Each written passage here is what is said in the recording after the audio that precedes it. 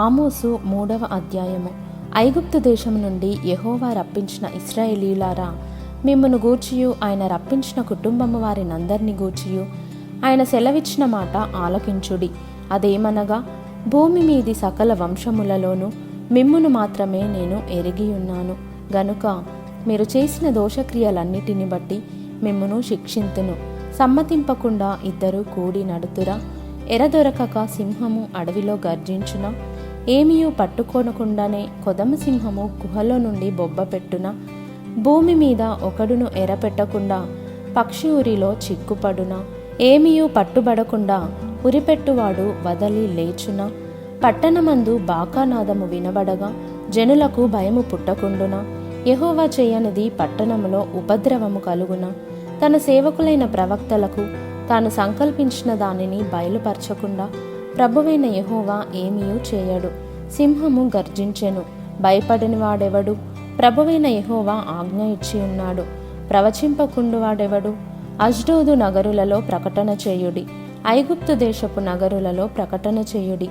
ఎట్లనగా, మీరు షోమ్రోనునకు ఎదురుగానున్న పర్వతముల మీదికి కూడివచ్చి అందులో జరుగుచున్న గొప్ప అల్లరి చూడుడి.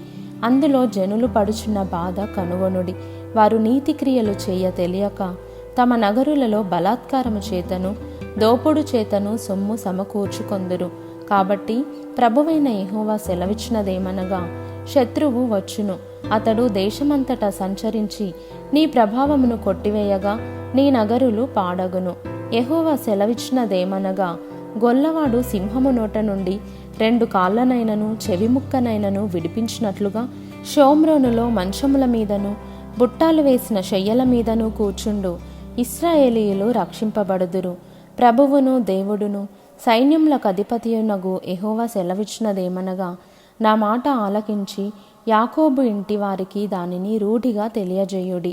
ఇశ్రాయేలు వారు చేసిన దోషములను బట్టి నేను వారిని శిక్షించు దినమున బేతేలులోని బలిపీఠములను నేను శిక్షింతును. ఆ బలిపీఠపు కొమ్ములు తెగవేయబడి నేలరాలును. చలికాలపు నగరును వేసవికాలపు నగరును నేను పడగొట్టేదను. దంతపు నగరులను లయమగును, బహునగరులు పాడగును. ఇదే యెహోవా వాక్కు.